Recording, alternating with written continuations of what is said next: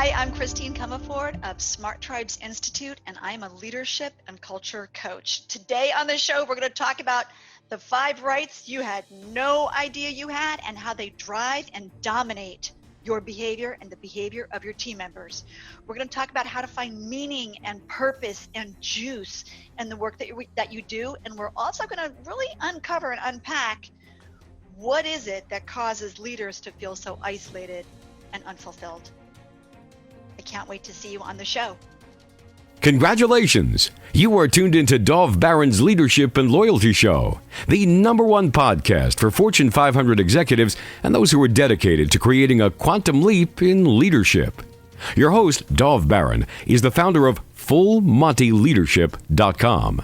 He's an executive mentor to leaders like you, a contributing writer for Entrepreneur Magazine, CEO World, and he's been featured on CNN, Fox, CBS, and many other notable sites. Dov Baron is an international business speaker who was named by Inc. magazine as one of the top 100 leadership speakers to hire. Now, over to Dov Baron. Welcome, dear friends, fans, and fellow aficionados of leadership excellence. Thank you for joining us on this episode of Dov Baron's Leadership and Loyalty Tips for Executives, part of the Full Monty interview series. I'm your host, Dov Baron, founder of Full Monty Leadership, and I'm here to assist you tapping into the one thing in your business that changes everything. Let me ask you, are you committed to up-leveling your leadership? Well, today, we look at the neuroscience of leadership. What you don't know about your brain may be making you a bad leader, so stay tuned to find out. Remember, you can chat about this episode or any past episodes by going to Facebook and looking for Dov Baron's Leadership and Loyalty Podcast. If you're a new listener, new viewer, thank you for joining us. Strap yourself in. You're about to go full Monty. As always, you can find us on iTunes, Spotify, iHeartRadio, wherever you tune into podcasts. We always need your help in staying relevant, so please go over to wherever you listen to podcasts, whether it's iTunes or anywhere else, rate, review, and subscribe to the show. That really helps us to stay relevant. You can also catch us also on traditional radio stations across the United States every Monday and Thursday, all the way from Philadelphia to Colorado, and now in Washington, D.C., in the Washington, D.C. and Quantico area.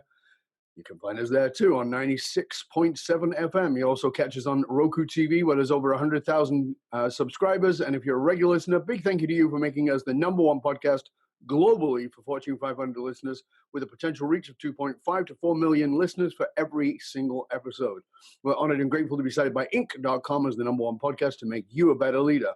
Did you know you can also tune into us through Spotify, Alexa Home, or Google Home? Just say, play Dov Baron Podcast. All right, thank you for sharing the show with everybody you know.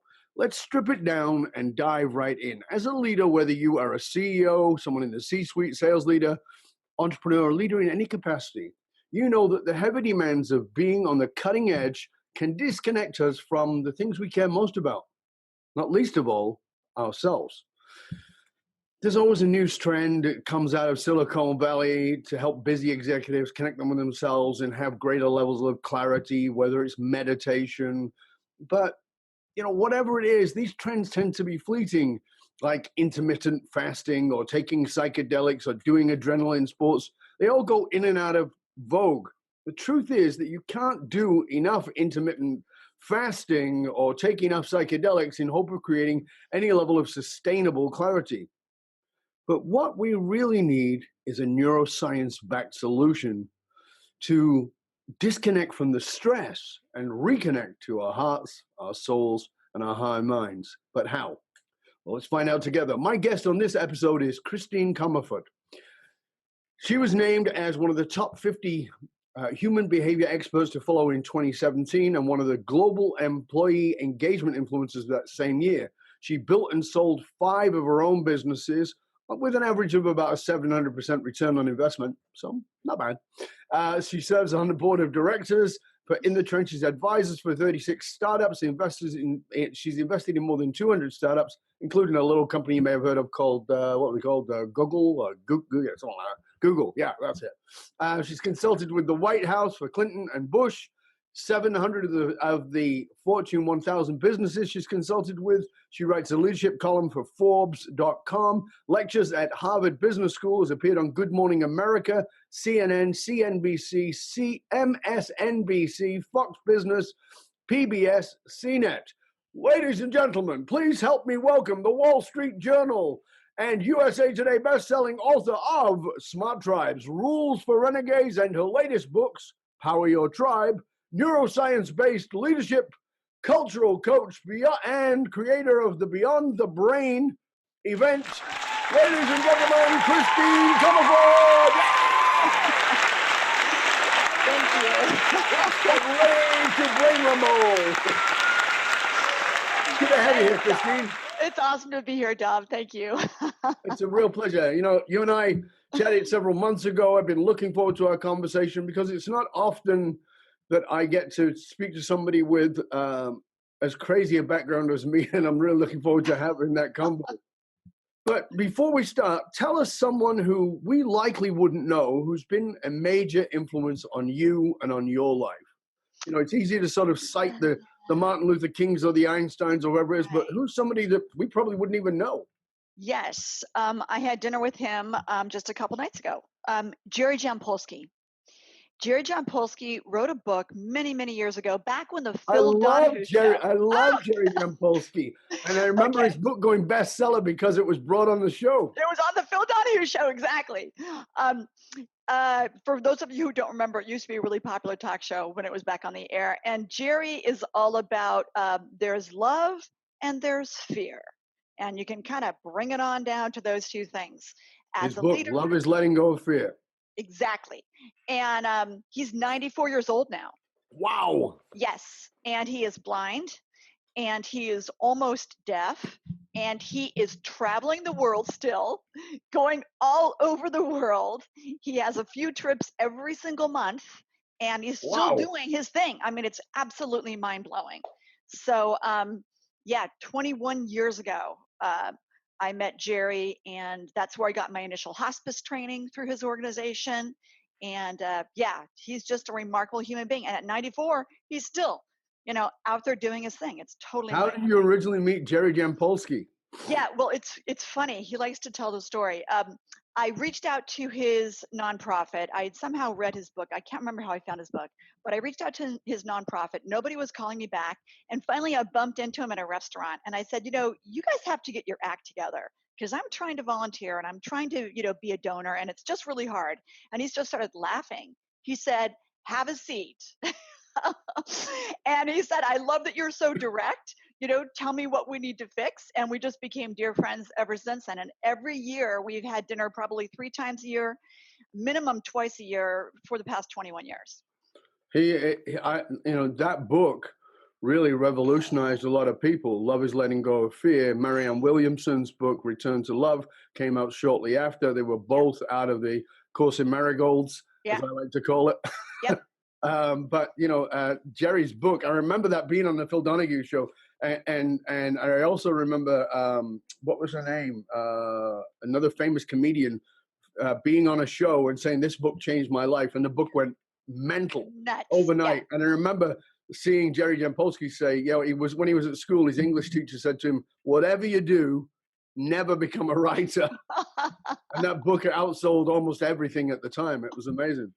Very cool guy. And that's wonderful. Thank you. Thank you for sharing that. That's very cool. Again, another beautiful crossover. I think I read that book in, maybe 83 or 84, something like that. So it was a long time ago. Yeah. Long time ago. Yeah. So the Stanford Graduate School of Business has done 2 case studies on your unconventional rise to success as a woman who neither got a high school diploma or a college degree. Tell us about that, because that's in and of itself quite fascinating for Fortune 500 listeners or any leaders listening, and particularly leaders who go through that imposter syndrome. Well, Charlie over there has got that degree and I don't have this degree, and Good point. Okay. And people are talking a lot about imposter syndrome lately too. It's really a timely topic. So basically I just found, I ran away at 16. Let's just start there. And I had a fake ID that said I was 26. Nobody bothered to check. You kind of look a little different, 16, 26. And I started working, I had taken a course called EST, Earhart Seminars Training, which now is kind of a watered down version. It's called Landmark. And it really changed my life because I was 15 when I took it, I got that we are 100% responsible for our lives.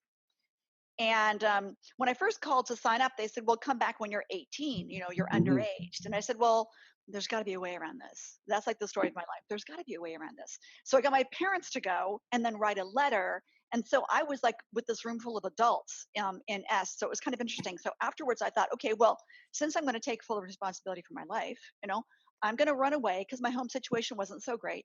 I'm going to run away and start my career, you know? And so I went out there into the world, not really knowing what I was doing, but I was working at the EST office. And I learned very quickly in a 6-month period that I wasn't ready to be an adult. So I came back, went to high school again, but I couldn't relate, right? Because I'd been to like CBGB's and Studio 54 and the Mud Club. I was in New York City, and I'm coming back to like this quiet suburb in in Los Angeles, and I'm like, football games, team spirit? I don't think so. So I thought, this is not going to work. So I went down to UC San Diego and I talked my way into starting. And I said, look, a credit's a credit, right? Take my first year and transfer it back to Palos Verdes High School, and then I'll have a high school diploma. And here I am in college already. And amazingly, they went for it. So I was able to start college early, and then gosh, in my 30s, my mom called me up and said, you got an honorary degree. And I was like, oh, Harvard, maybe, and she's like, it's a high school diploma. Wasn't quite what I expected, but it didn't matter because I wanted to like get out there and start doing it, But that's, I love that because I was the same. I left school at 14 years old initially. I went back and got some education later, but left school at 14 originally, and just was bored out of my tree. Just like I couldn't relate to what was going on. I couldn't relate to the other kids. I'd already been studying things that were weird and wacky. And I was certainly not having a conversation with a 14-year-old about Kabbalah or prana yoga or pranayama or any of that stuff. They're like, what is this kid smoking pot? What's going on? So, and I was the only kid not doing drugs. That was the other weird thing. So, so I get that, and going out in the world, but carrying that imposter syndrome, it doesn't sound like you carried it. Did you not have it? Did it not come up for you? I know it came up for me massive.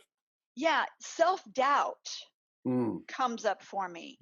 But I've always been, and as a woman, it's been really important to do this, to have a track record. So I've always made sure to have a really clear public track record. Seriously, because otherwise you do get a lot of, kind of imposter feedback from others. So I think I've dealt more with self-doubt. Can I actually do that? Wow, that looks really kind of hard, versus I'm a fraud. It's been more self-doubt. So how did you, let's go to that right off the bat. How did you confront that self-doubt when, when you don't have the quote unquote qualifications? Yeah. So Bill Gates taught me about this, which was really useful. He taught me that confidence is a decision. He said it's really easy to be confident once you have a huge track record, but it's declaring victory as you step onto the battlefield. That's what it is. And he taught me this with Windows, because when Windows came out, it was absolutely ridiculed when Windows first came out because it was a clunky, bad piece of software. Sure. And he kept saying, it's going to be a world standard. It's going to be a world standard. It's just a matter of time. It's going to be a world standard, and he kept saying that for 6 years, and then it became a world standard. But, he just had that, that I'm going to make this happen. It was declaring it. This is going to be, it's going to take as long as it takes, but it's going to happen. Right. That's interesting because, I am a little bit political, so I'll go there. Yeah, you have a president right now who's declaring kinds of things that don't appear to be apparent. Maybe if he believes it enough, it will happen. I'm not going to go there. No, you don't need to. It's okay. It's just me. But sort of going into you touched on one part of it there. You've built and run your own companies. You've sold them. You've worked at Microsoft. You worked at Apple. But like me, you also veered off into the more metaphysical realms, you were also a monk, a Buddhist monk for 7 years. So Yep. talk to us about that collaboration of having been owning your own businesses, working in these, digital god worlds, maybe 2 of the 3 digital god worlds, and becoming a Buddhist monk. Those seem to be, for most people, I think, particularly corporate people would look at that and go, "That's too much of a contradiction." Right. They may even have the pull, but they're not going to go there. Talk to us about that. Got it. Good. Okay.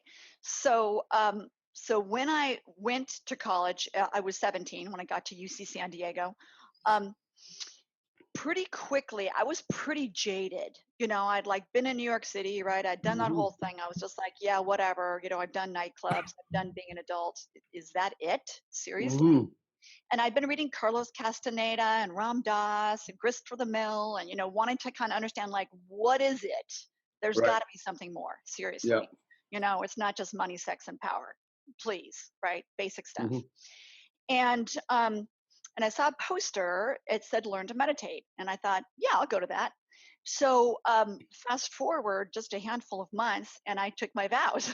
I became a Buddhist monk when I was 17. So celibacy, lots of fasting, Mhm. etc. Vegetarianism. And from 17 to 24, I was doing that. However, we were living like with the same gender, so we'd live like in a house of women, but then we were working out in the world, so we didn't shave our heads or anything.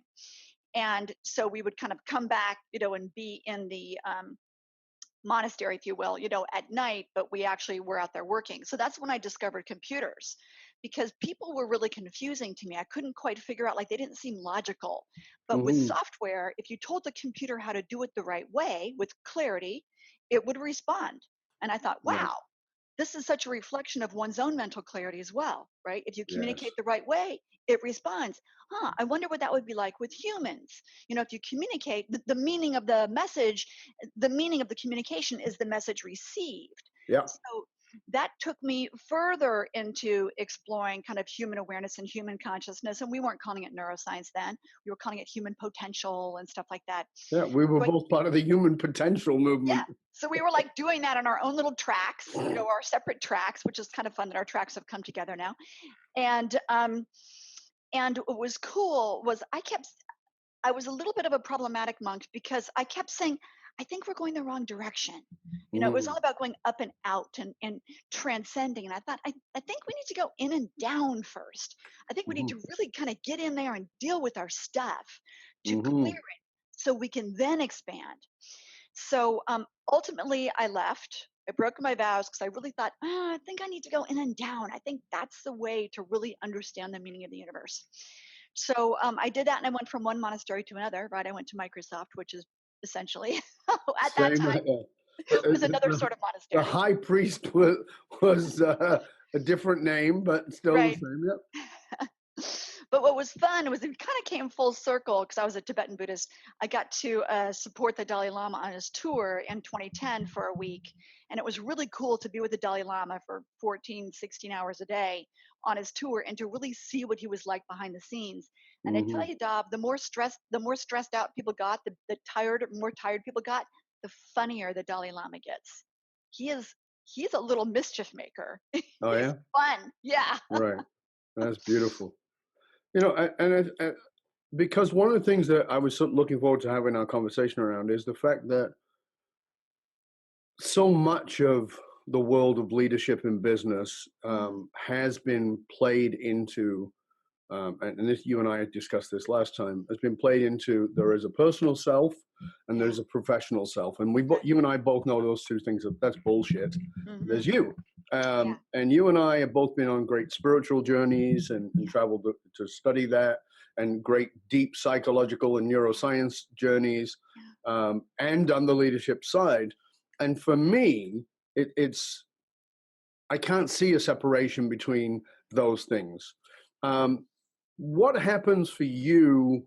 And I really like for our listeners to understand this. What happens for you when you are, because particularly Beyond the Brain, your event that's coming up, you know, you introduce corporate individuals to a world of shamanism, Yeah. to a world of metaphysical understanding in the context of what they will do with that in leadership. Help our leaders to grasp Yeah. that. Okay, thank you. So in our ancestors, back when we weren't so digitally distracted and Mm-hmm. so continuously overwhelmed Mm-hmm. with lots of frankly meaningless data, we're more connected to the earth. And when we reconnect to the earth and the elements, and we actually get back in tune with the how the earth feels. The earth actually it's been measured many times, has a certain magnetic field, right? It does. And when human beings get into a still internal state, our magnetic field syncs up with the earth's, and then we don't have stress or illness or all sorts of painful bad stuff. So as we learn at Beyond Your Brain to really reconnect, and we do journeys and we meet our guides and stuff like that, and we've had all sorts of executives from the top echelons as well as from startups, but the goal is to reconnect with yourself. Mm-hmm. And I want to take one sec to talk about in and down, because I talked about up and out versus in and down.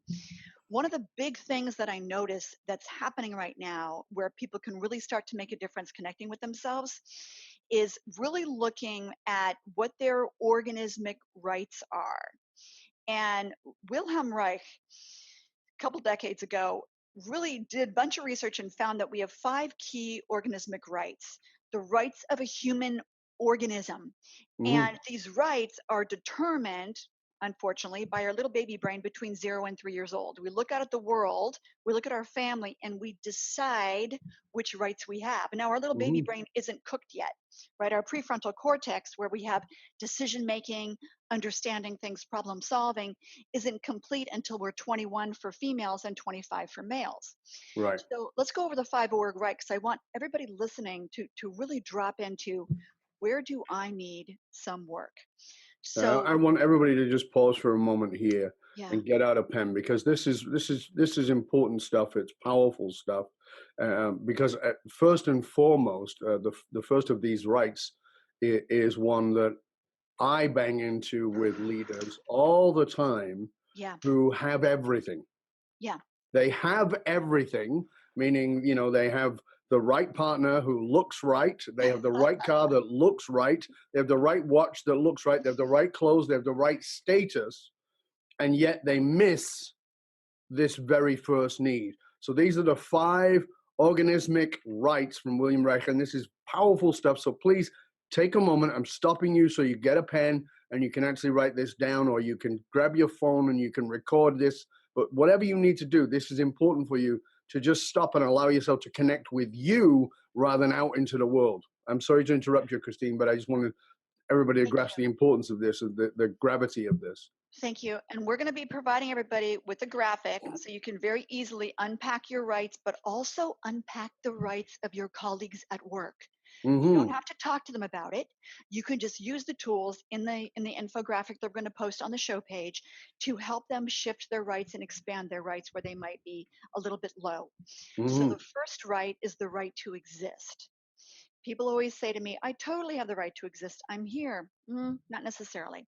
The right to exist might be low if you tend to intellectualize, okay? If you go into your mind as opposed to into your feelings, where a lot of us go because it feels safer to go into our intellect. Sure. If you avoid being around people that are having a lot of emotion and you're like, whoa, I don't want to exist around that.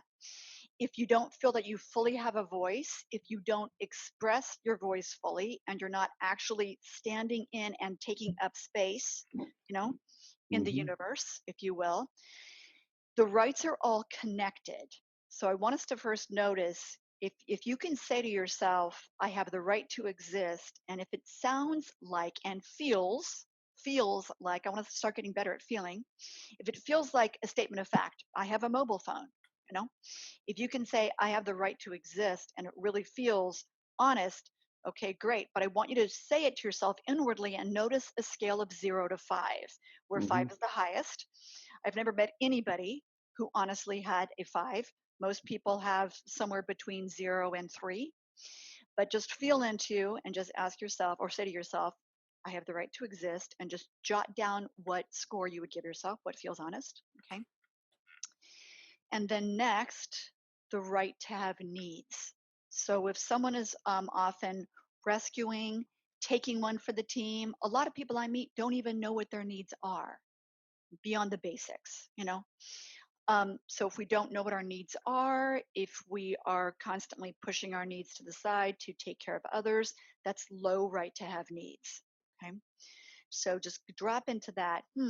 How often do I even know what my needs are? And do I express them without apologizing, but express them and just say, hey, this is just what I need without anger or any edge. So I have the right to have needs. Check in and see how that feels. And then we're going to talk about how these impact the workplace in a couple minutes. And then next, the right to take action. We all know somebody who can't seem to just move forward sometimes. So avoiding accountability, avoiding responsibility, procrastinating perpetually, maybe extreme perfectionism, just can't move forward. Okay. The right to take action. I have the right to take action. Okay, 0 to 5. And then next, fourth, is the right to have consequences for your actions. So you take an action, doesn't quite work out. Do you blame others? Do you finger point? Or do you say, hey, you know what? I messed up. Here's how I'm going to fix it. So notice yourself as well as those in the workplace. I have the right to have consequences for my actions, 0 to 5. Okay. And then the last one, the fifth one, is the right to love and be loved. It's a combo pack. Okay? Mm-hmm. It's easy to love, but sometimes people have a hard time letting it all in. Can we let people support us? Can we be comfortable with emotion? Can we feel our own emotions? If you look at Travis Bradbury's recent research, only 36% of humans know actually what they're feeling at any given time. And Yeah. I'm gonna make a note. We're gonna put our emotion wheel on the show page because I want you guys to start to notice a few times a day, how am I feeling? And fine is not an emotion. Okay. Frustrated, tired, scared, anxious, overwhelmed, those are emotions. Okay. So as you start to look at your org rights, so for instance, a lot of people will say to me, oh, I have a totally high right to exist. And I'll say, let's talk about your right to have needs. And they're like, well, I don't really express my needs that much. I don't really know what they are. So then my question is, can you have needs if you don't exist? And if you aren't existing, who's having needs? And then they start to go, oh, wow, I actually have a lower right to exist than I thought, because how am I going to express my needs if I don't exist? Right. So we start to notice the connections. Mm-hmm. So I want everybody just to kind of take the time, and in our new book, Power Your Tribe, chapter 4, we talk about org rights. And again, we'll put an infographic on the show page so you can actually say, if this is a right where I need work, here's how I can actually do it. Mm-hmm.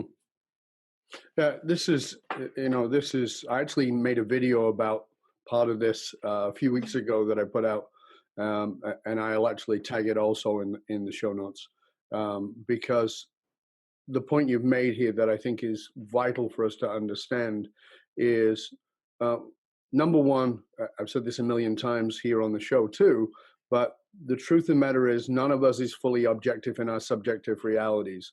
You don't really understand you because you can't fully step outside of you. And I realize that many people are quite enlightened and have done a great job of it, but you can't fully do that. And so you actually have to have ways of recognizing your own becoming objective about your own subjective reality. And I did this video around this.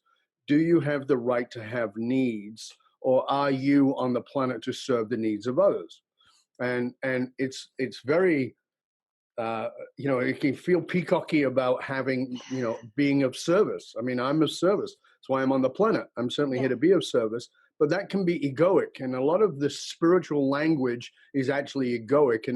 And one of the things that I liked about what you and I were talking about is, done a lot of training with high-level individuals, teaching them about be careful of not egotizing your spirituality. Spiritual ego is the same thing. Well, I did this and I did Est and I studied with Christine, I studied with Dove, and I went and spent time in Tibet, and so what? So now you've got bragging rights. This is another Rolex. It's not the same thing. But one of the tests is, do I have the right to my needs? And so very often with an executive, I'll say, tell me about being touched. Yeah. I just use the basic one. Tell me about being touched. And they go, what do you mean? Do you like being touched? Oh, yeah. No, do you like being touched in a non-sexual way? Oh, no, I don't like that. What's wrong with that? Why not? And it's like, you don't have the need to be touched. Now, when you were a child, you needed that for your brain to actually start wiring properly. And you don't have that need. Yet you put all your value in your brain, yet your brain didn't get to wire properly because you never are not comfortable with being touched, because you probably missed that somewhere. Yep. And so if you could just own that need, what would happen? And it's like, head explodes. Because as you said, if I don't have the need to be touched, if I don't allow myself the ownership of the need to be touched, then do I exist? And like you said, they all stack on top of each other. If I don't have the right to be loved and to love, then do I have needs? No. Do I have the right to exist? No. None of them are separate. So I love this because, like I said, I did this video on it, and I was like, people responded to this with like, it blew their minds to make them think about something so basic. And so very important. So I want you to help us translate that into the leadership world.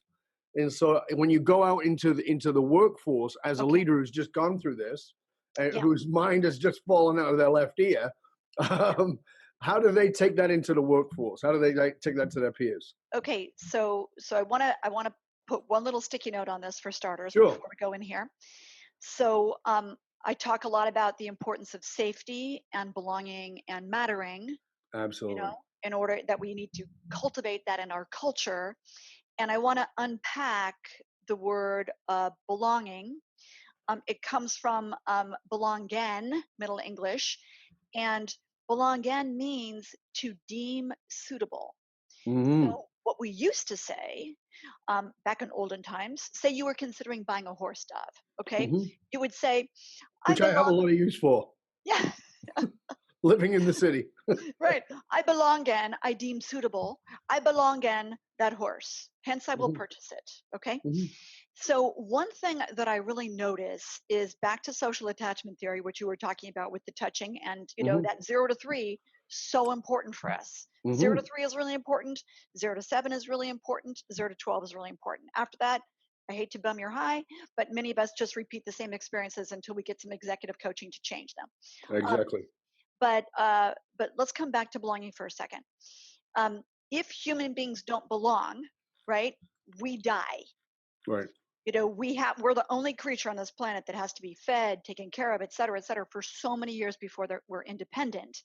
And when we look at, this is extreme, I know, when we look at like serial killers, people who shoot up schools, et cetera, the number one thing people say about them is, well, gosh, he was kind of a loner, he never really fit in. So the belonging problem started early on and then became, frankly, disastrous. Kids in gangs, they'll do anything to belong. They'll even kill to get in and stay in the gang.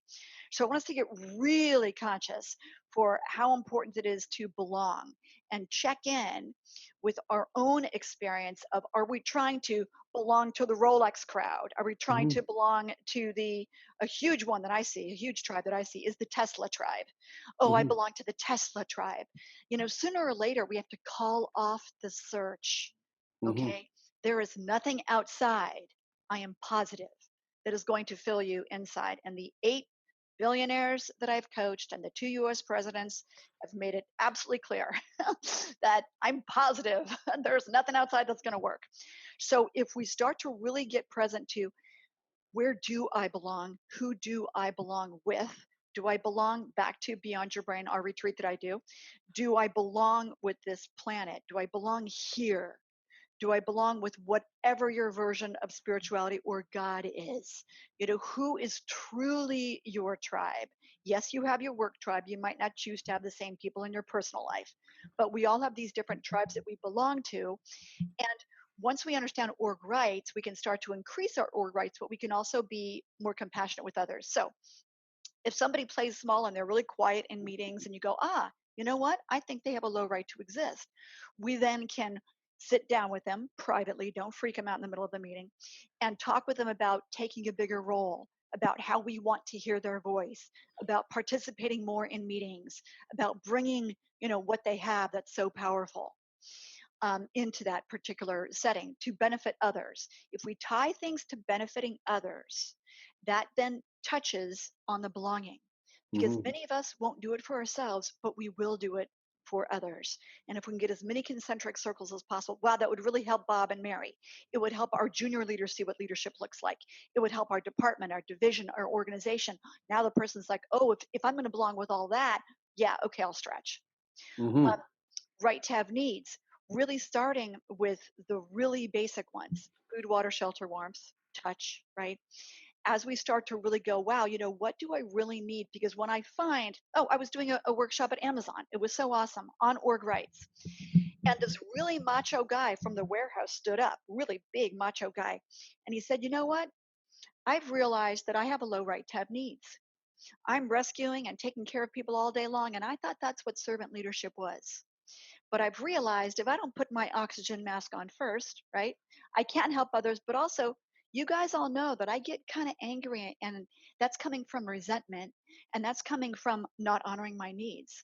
So, what I want to say to all you guys, there were 65 people there. What I want to say to all you guys is, I am.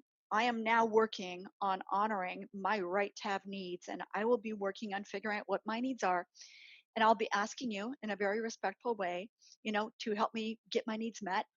And I also won't be self-sacrificing anymore, because it doesn't really help any of us. And I was like, Mm-hmm. right on, brother. Okay. Mm-hmm. Yeah, that's awesome. Yeah. Right to take action, help that person get an accountability partner. That's a great thing. Let them pod up, if you will. Make Yes. sure that they know what success is, because often we do drive-by delegation, right? Well, you do that, no questions, goodbye. And the Mm-hmm. person's like, what was just asked for? Mm-hmm. Um, right to take action. So let's look at, if somebody starts to kind of finger point, say, just a sec, let's unpack this. Um, what worked in whatever happened here? And what would we like to have seen more of? Let's just unpack it instead of what went right, what went wrong, because they're just going to go into fight, flight, freeze. Mm-hmm. What worked, what we'd like to see more of. Um, and then if we come down to right to love and be loved, the emotion wheel is so helpful for that. Really being able to sit with and say, okay, great. I'm feeling really overwhelmed. I'm not going to smush it down. I'm just going to say, hey guys, I'm really overwhelmed. I'm going to take a time out. Then I'm going to come back and I'm going to be okay. Using the outcome frame is great for all of these, which is first feeling what you're feeling, looking at the emotion wheel. We'll put it on the show page, and then saying, well, what would I like? Something you Mm-hmm. can create and maintain. What will having that do for me? How will I feel? What would the benefits be? How will I know when I have it? What's the proof going to be? What of value might I risk or lose? Well, gosh, I might not feel as important, et cetera, et cetera. Whatever question number four's answer is, we'll put an outcome frame on the show page. That helps you understand why you don't have what you want. Mm-hmm. And then what are my next steps? So I want us to all start to turn the focus inward and say, how am I doing? How is my life going? What would I like more of in terms of my experience of myself? How Mm-hmm. connected do I feel to myself? Can I sit quietly out in nature and not feel compelled to check my phone or whatever? How Yeah. comfortable are we with stillness? And one of the things I deeply believe in and teach my clients is loneliness is when you're missing you. That's good. And so often we're looking to fill the hole in our soul with something or someone else. Yeah, And until we can be with ourselves, and uh, um, that loneliness will never go away. yeah, And it is going through those needs, because you've got your, we can break these up into many different things, whether it's Maslow's hierarchy of needs, whether it's the three basic human needs of survival, whether it's the ugly needs. Understanding that every one of those shows that at a basic level, human beings have needs. And it's fascinating to me. That's why I did that video I told you about, which fascinating to me because I was sitting with a very, very senior executive, very powerful woman who didn't have needs. I mean, she actually said, I don't have needs. And I'm like, my Whoa. God, you Whoa. don't Yeah. have needs? And she's like, no. And I'm like, wow. And I just said, and I got choked up and I said, Yeah. do you know what's really weird? And she goes, what? She goes, I'm more upset about that than you are. And she's like, I don't understand. I said, yeah, I know.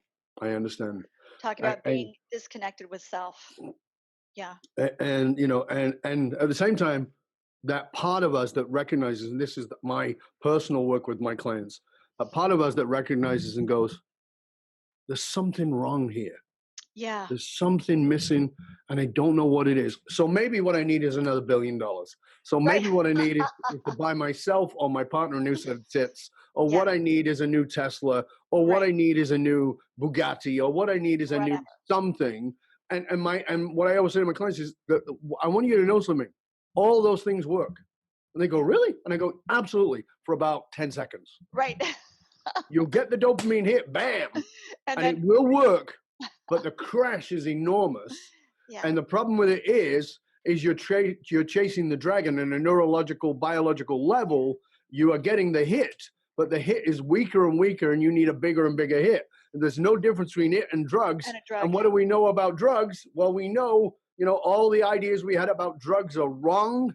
And what we actually know is that people who have addiction problems actually have community problems. They're not connected. They don't belong. When I worked with street kids like 30 years ago, well, guess what I found? They hung there because it was a family, it was a tribe, it was a community, and that's what they wanted. And the work that you and I both do inside corporations is teaching them how to build a culture. And I'm very honest about it. I say, listen, if we break down the word culture, what do you recognize in that word that's familiar? And they go, I don't know. I go, try cult. It's the same word. So what does that mean? It's let's have a beneficent cult that honors people and helps them to create the cult of one, right? Which is to get connected to yourself, but to have them join together in this desire for bringing a purpose to the surface that makes a shift in the world for a better place, but first by being empowered. And it's like, wow, really? Yeah. Because I've got news for you. The cappuccino machine and the foosball machine and the bean bags are not going to work for very long. What you need to do is have people want to be there because this is my peeps. This is my tribe. This is, and I love that you're talking about this and bringing this to the fore so people can really grasp this, because it's basic, but profound. Yeah. It's appears to be woo-woo, but it's neurological, it's neuroscience, it's biology, it's more than psychology, and this is what it is. You and I know very well that many of these top leaders are feeling incredibly isolated, and we need to help them to feel more fulfilled. So I want to piggyback on something you just said. Let's talk about the physiology of emotional engagement. And it is one hormone and two neurotransmitters. And the hormone, and here's what we're talking about, right, is oxytocin, the bonding hormone, the feeling connected to others. If you're not sure what oxytocin feels like, you can't do this in the workplace. Hug somebody for 20 seconds. 20 seconds, a little bit too long in the workplace. But go home, hug somebody for 20 seconds. It can be a dog. People always ask me, can it be a dog or a cat? Yes, it can. Okay. 100, 2, 100, etc. You need 20 seconds because that'll cover everybody. Some people will get it much faster, but 20 is safe for everybody. And then you'll feel what it feels like to be connected to something. Okay. So we need that feeling of connection, those shared activities. A lot of those come from shared values, because the values of a company, if they're done right, bring us together. Oh, this is who we are. They also provide a code of conduct. Oh, Mm-hmm. this is how we behave here. So this is how I will be safe in the tribe. This is how I belong to the tribe. Oh, and if I'm really good at these values, this is how I'll matter in the tribe and get status within the tribe, which is super important. So looking at what those values are, noticing how they create that experience or the release, if you will, of oxytocin. Next, serotonin, feel good. Okay. Mm-hmm. Serotonin is a neurotransmitter mostly responsible for feeling good. Now, oxytocin and serotonin are connected, which is awesome.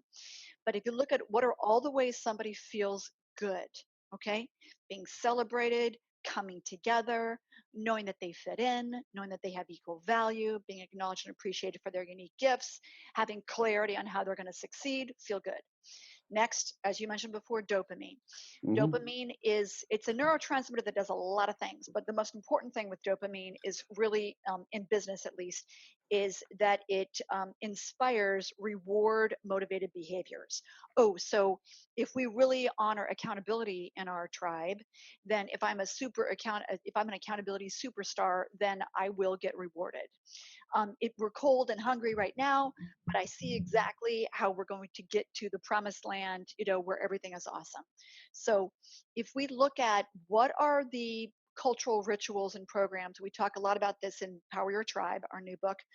If we look at what are those rituals and programs that create the firing, the release in our body of oxytocin, serotonin, and dopamine, that also will help us look at how we bring people together in frankly, a structured way that honors their physiology and builds that emotional engagement. Yeah, these are so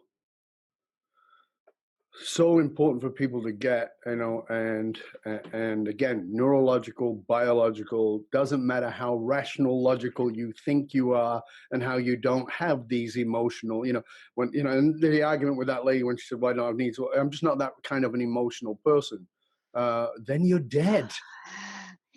Yeah, and I said, when, and I asked her, because I'm me, I said, so please tell me, when did they actually bury you? It's you're doing a very good impersonation of somebody who's actually alive.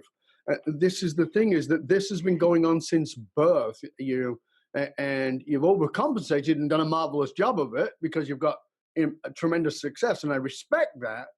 But it doesn't. But it doesn't matter to me. I respect it, but it doesn't matter. I respect what you did to get there, but I care about you, the soul, the human being that is within that, and that's so very much a challenge.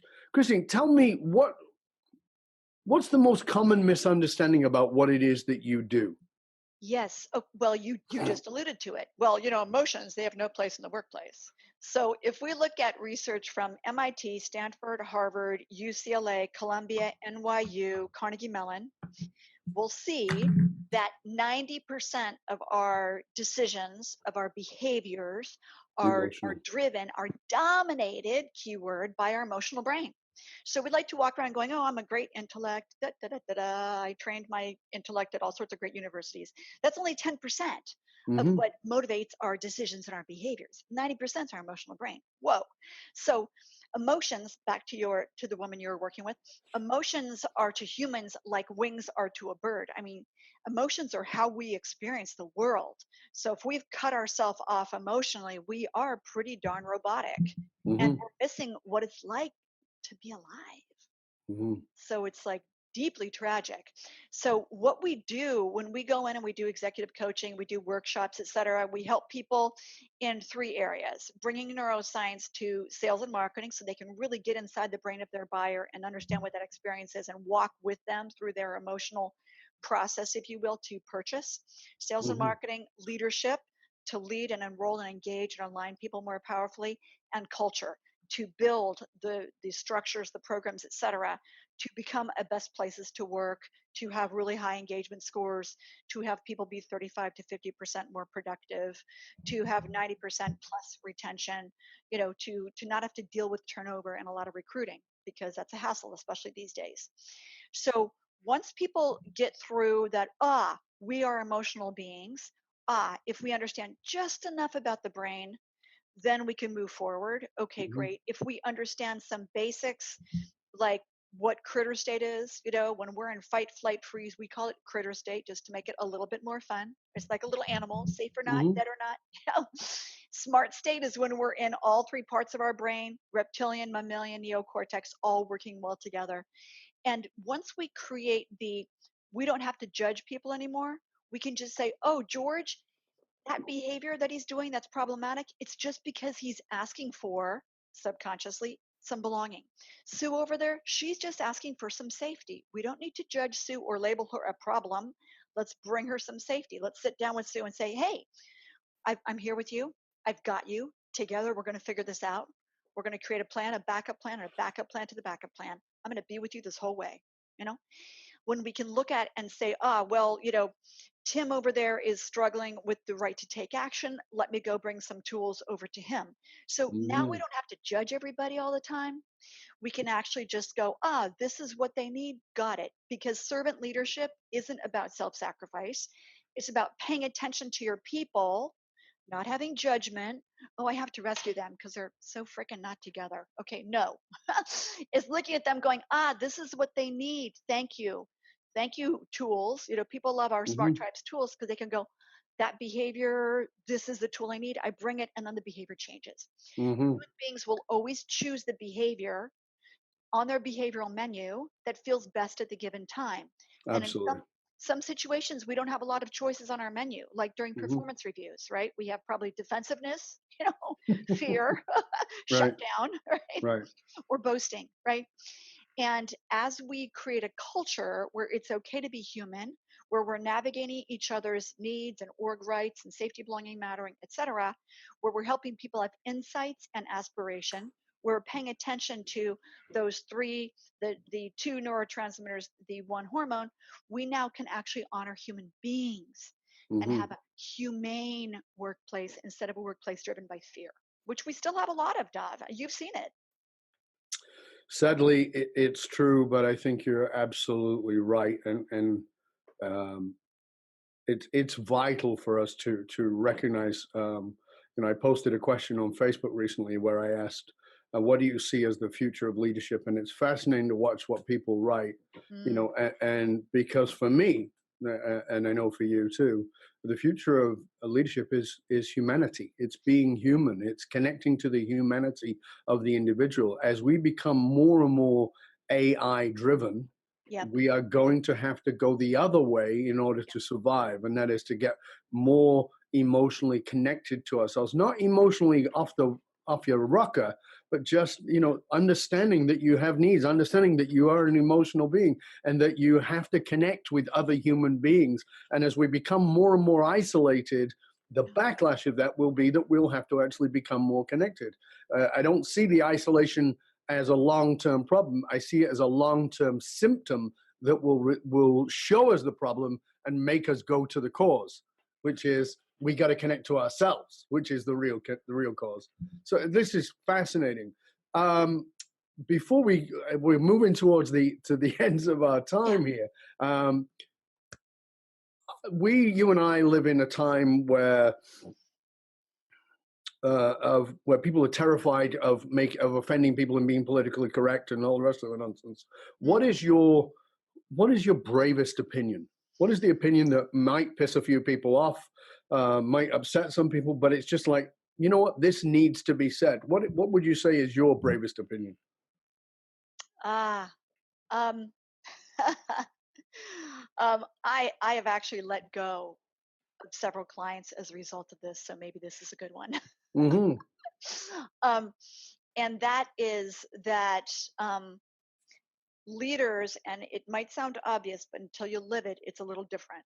Um, Leaders, the culture of a company, the performance of your people, the happiness of your people, the engagement of your people is a direct reflection of how you are showing up as a leader. So I'll have leaders call me up going, oh, you know, I need to fix my people. And I'll say, you know, we might not be the right firm for you. Mm-hmm. Because, dude, you got to pick up the mirror and look in it. Yeah. So I find like people will pay lip service to that. But when they actually look at what behaviors they need to change. So for instance, I was coaching one of our clients recently, and she was like, oh, I'm going to support our employees in this, and I'm going to do that, and I'm going to bend over backwards here, and I'm going to, because I really love our people. And I said, where's the manipulation in that? Oh, you nasty, nasty girl. I love you. I love you. I love you. And she was like, manipulation? I'm like a saint. I'm like helping everybody and saving everybody. And I said, for what purpose? You're in the And triangle of manipulation: hero, she, victim, and yeah. martyr. And she started to realize, yeah, I'm doing this because it makes me feel good about myself. Mm-hmm. And I said, and how do you think it makes them feel? And she realized that she swings, we say, and it's the same sort of thing. We say victim, rescuer, persecutor. She swings between rescuer and then she gets really mad, persecutor, right? Mm-hmm. I said, what if you just could be like more balanced by not overgiving, which then made you rage at them, right? How about just being authentic, Mm-hmm. And that's going to require her to strip off this mask that she was raised with, Of course. right? And her it goes back for generations. So we're doing mask work now, which is some of the deepest leadership work a person can do, and it's very challenging for one's identity because it helps them see that big parts of what they thought they was so noble and awesome about what they did is actually BS. Mm-hmm. And that's why they don't have rapport with themselves, because the number one thing we have to all work on is rapport with ourselves, connection to ourselves. Then we can show up authentically, then people can feel our authenticity, and then they want to lead us, and then we all can communicate openly and freely, because it's a big collaboration. That's what a company is. Beautiful. So Beautiful. anyway. As we come close to the end, we're going to move into some quick fire questions. But before we do, I want to ask you this question because it's easy. I've said this many times on the show here. It's easy for people listening in to watch and to go, oh, Christine, she's so this. Dov is so that. This guest is so this. I can never be that. And they start Oh, making themselves separate from. So one of yeah. the questions I love to ask my guests, my honored guests, is, what are you still working on? Because I want people to grasp that you're not there. There is no there. What's a personal thing that you're still working on that you go, it can still get a bit frustrating after 150 years in my case. Yes. Well, for starters, I'm working on a lot. Okay. Sure. One of the big things I'm working on is, and I've been working on this for a really long time, is it's not the imposter, right? It's the good enough, Mm-hmm. you know? Because I've noticed that a lot of the behavior, the self-sacrificing, rescuing stuff that I do is an attempt to feel good enough. Good enough according to whom? Right? Exactly. I thought it was my parents. My parents had both passed away. So then I thought it was God. God doesn't care. God's like, you're good enough already. You were born good enough. Yeah. So I'm really looking at, this is some mask work, right? So where does this good enough concept come from? And forget the doing and get really deeply into the being, Mm-hmm. and being able to just be a lot more and do a lot less, because I've kind of achieved enough, you know, Right. in this lifetime. And I Beautiful. look, yeah, so just that, the value of being, we have value because we're here. We're born valuable. There's Exactly. nothing you have to do to be valuable. You do stuff because it's cool experiences you want to have. Then There's it's good. nothing to fix. You're because there's nothing broken. There's a Yeah. lot hidden, but Yeah. nothing broken. Yeah. And we're excavating all the time. That's all we're doing. Yeah.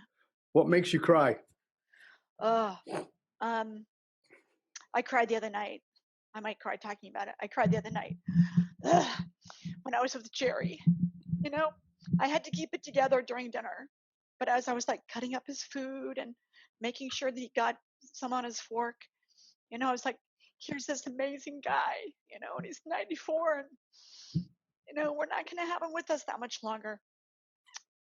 And yeah, I'm moved by people, you know, Mm-hmm. when I do a coaching session afterwards and someone is like crazy courageous and they just move through tons of stuff, when the session is over, I'll have a little cry Yeah. because I'll be so moved by their courage and beauty. Humanity really moves me. Yeah. I got to say that's one of the things that will make me cry is when somebody's lights go on. When they've been fumbling around in the darkness and suddenly their lights go on. That is so awesome for me. Such a wonderful, wonderful gift when that happens. Yeah, fulfilling. What makes you cry laughing? I saw this movie recently, The Spy Who Dumped Me, and I was laughing so hard. The flight attendant actually came over to make sure I was okay. What was it called? The Spy Who Dumped Me. Oh, yeah. Okay. Yeah. Seriously, it's because it's so cute. These two women, they're trying so hard and they're just fumbling and bumbling, but they're really trying. And I was just laughing my head off. I mean, just some of the decisions they were making, it was like noble, but they were just not quite working, But they just kept pursuing. It was just cute.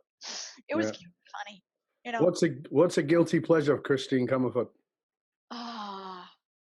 Chocolate in any form.